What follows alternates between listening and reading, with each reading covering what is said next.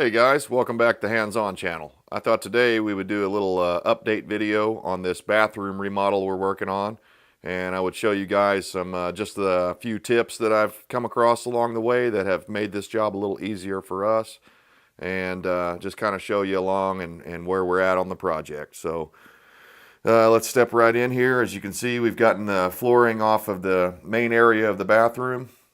That was quite a job to do that because it was a vinyl stick down flooring, like a linoleum type flooring, and it had about a 1/16 inch of glue underneath that flooring. So once we scraped the glue up, or once we scraped the flooring up, we had to go back in there and basically scrape the glue up and tried a heat gun. I thought the heat gun would be the obvious solution to that problem, but honestly, the heat gun didn't really seem to touch it.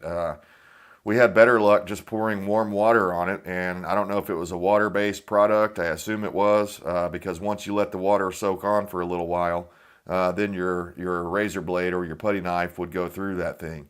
Before you put the water on there, even with the heat gun, it was really tough and hard. You know, it was a very hard material, so it was difficult to get that off. So if you guys have to remove a vinyl floor, I recommend, if you're in a concrete situation where, we've got a concrete floor like this, I don't know if you'd want to do it if you have a raised wood floor, because that could damage your wood flooring.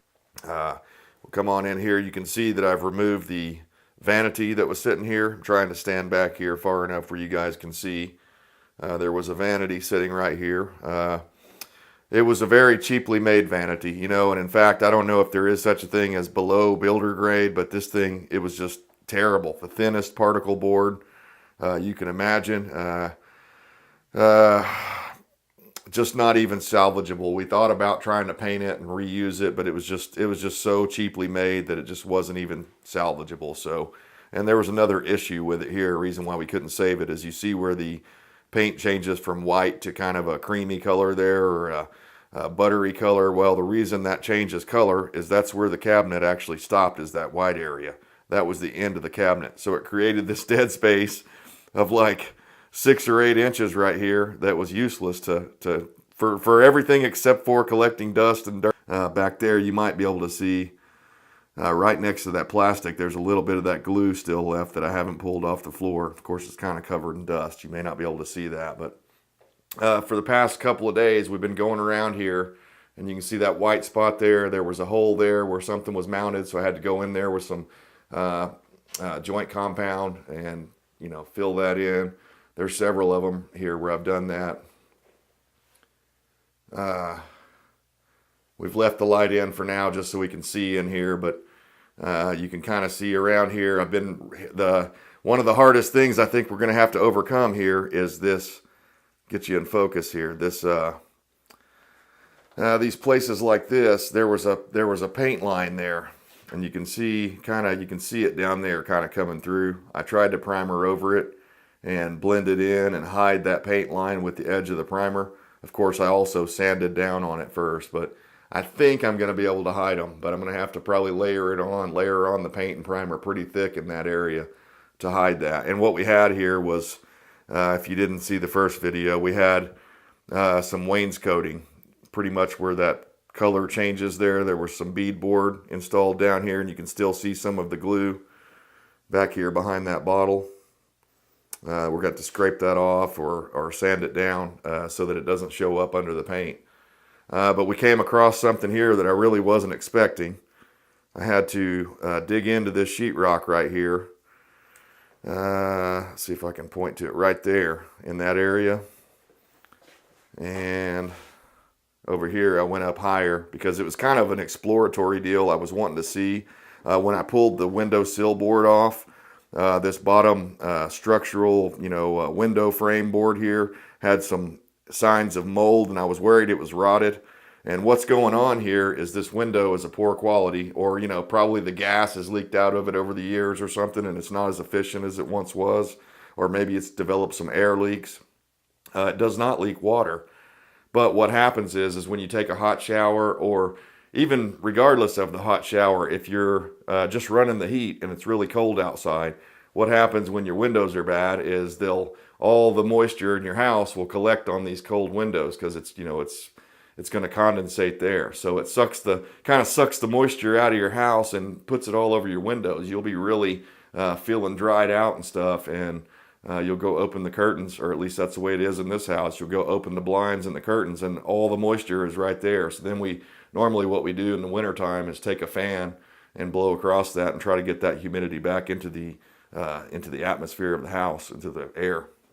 But fortunately for me, there was no rot down there, just some mold. So what I did was I went through for like the last 3 or 4 days, and I shot a heavy concentration bleach solution on there, bleach and water, and I let it set. And then last night I grabbed that little toothbrush and I scrubbed all up in there the best I could, dried it out real good, and then I hit it with Kills primer, hoping that that'll give it some protection from that in the future. Because I don't have the budget to change the windows out right now, and I'm not real sure what the future of this property is actually going to be, because this is my current dwelling, and one day we may rent this out or we may sell this, because if you guys have been following the channel, you know that we're working on an off-grid homestead, and that is not this house. This is my current dwelling, and we're trying to kind of fix it up so that whatever comes down the pike in the future, we'll be ready for it. So let me get on to this is going to be a little more difficult for me to film. That's why I hesitated there. But let me get on to one of the hardest things that we've had to do so far on this project. And that is refinishing this ceiling. Let me try to focus on the light here. It's saying I'm out of focus. Okay, there we go. That should give us a good enough focus where we can see what we're talking about. Basically, if you guys saw the other video that I put up about removing popcorn ceiling, that was this ceiling. And I wanted to kind of go over, because I didn't really talk about what happens after you remove the popcorn ceiling. So in this video, I'm going to talk about that a little bit and hopefully give you guys some pointers. One of the things that you're going to run across, or that I ran across on this one, is that, of course there's tape and joint compound underneath that popcorn ceiling, acoustic ceiling. So when you remove that stuff, there's going to be unfinished tape and joint compound there. So you're going to have to go through with a sander, and I hesitate to say sand it flat, because you really don't do that. You kind of taper it or feather it in, if you want to call it that. So you really concentrate more on the edges where it's going to intersect with the paint, or where it might come through the paint. And then you lightly sand down the middle to blend it and hide it. You're not really trying to make it perfectly flat, because if you did, you'd be cutting through all the mud, and then your tape would be showing. So there's like a delicate balance there that you have to, when you start doing it, you'll see exactly what I'm talking about. And the dust is on another level, man. I mean, it creates a hell of a lot of dust. I thought at first I'd be able to get by with just a bandana. That was my first attempt at filtering the crap out of keeping it out of my body. I put a bandana on, cowboy style, and I put it down over my nose and chin and got in here, and it worked, but not very well, because when I got done, I could see all around the edges where the bandana, right around my nose, where it was just sucking that stuff right in anyways. And so then I went to a regular dust mask, and the same sort of deal happened. And finally, I went out and got my respirator. I've got one that I use for painting and, heavy dust situations like this. So I went out and got that, and that was the way to go. So I recommend, if you guys are going to be doing this job with a traditional pole sander and hand sanders and stuff like that, that you probably need to get a respirator. At very least, you need to wear a dust mask, because this stuff's nasty and you don't want to be breathing it. I'm still coughing stuff up from doing it, even though I wore a respirator for the majority of the job. But one of the things that I wasn't expecting, I've done this job before on the other bathroom that we have in this house, so I've kind of been through this before. I knew that I was going to have to do sanding and stuff like that once I removed the popcorn ceiling.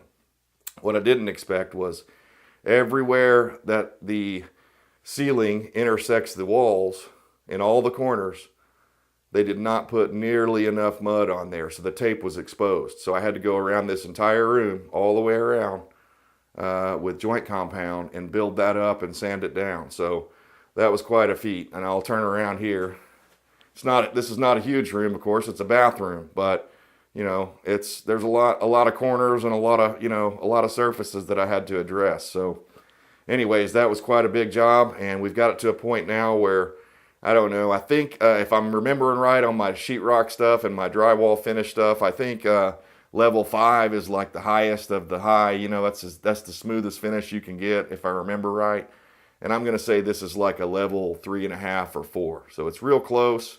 It does have some texturing on it, but the texturing that's on there is basically just what the roller put down whenever we rolled the primer on. So I'm happy with that. It actually hides the some of the smaller imperfections like that. So the takeaway from this, or what I want you guys to, hopefully take away from this, is that to me, the best way to figure out if you've got a level 4 or a level 5 sheetrock finish like this is once you do all your work, all your sanding, and you think you've got it perfect, clean it off first and then go up there and put a coat of primer all over everything. And once you do that, you'll be able to see some small imperfections that maybe you thought you had fixed and you didn't. And I had to actually come back through right here. I don't know if you guys are going to pick it up. I can't see it on the camera. But I had to come back through afterwards, after I laid that primer down, and, touch up some spots. And then I had to go back and primer over that again. And another little thing, it's worth it. Take the lights down and get the stuff back behind there. There's no sense in leaving, any of that popcorn sealing anywhere. And plus, one day you may decide to change this light fixture out to a smaller one. And if you do, you're going to wish you had went ahead and finished the sealing up to match the rest of it. So anyways, guys, I don't want to go on too long here, but this is where we are on the bathroom project. You can see I've got my ladder in here, a shop vac. We'll try to focus over here. I'll show you guys some of the, the sheetrock finishing tools you're going to need, like this, that's called a hawk. And that other thing, I don't know, what, mud pan or whatever you want to call it, you're going to need one of those. You're going to need some of those sanders, those foam sanders that you see in there. I recommend getting one that's, a 2-pack that's square and a 2-pack that has that angle on the side of it. You'll see, hopefully you can pick that up. One of those is angled there on the side, and that helps you get up in those tight corners like I was showing you there, where I had to go back and remud all that corner tape. That helped me get in there and get a nice sharp line like I was looking for. So lots of primer, paint pan, paint rollers, those kinds of supplies, some drop cloth plastic or something like that to throw down if we've got carpet in here and we're trying to salvage this carpet and reuse it. So we've been having to, anytime we're doing painting or anything like that, we have to lay that plastic down on this carpet to protect it. We have not taken the bathtub out yet. It needs to come out, and all the tile needs to come out, but I'm trying to kind of do this in phases, and we're going to do this whole side over here first. And because more than likely I'm going to have to call in a plumber to at least set the shower pan for me. I'm planning on doing all the tile work and stuff like that myself, but as far as removing this, I'll probably remove this. But as far as setting the new shower pan, I think I'll pay a professional for that. That way, if something goes wrong, I'll have some sort of a warranty to go back on. So, all right, guys, just a quick update here on our on-grid homestead bathroom remodel. Oh, and one other thing I didn't tell you is we're going to paint this floor.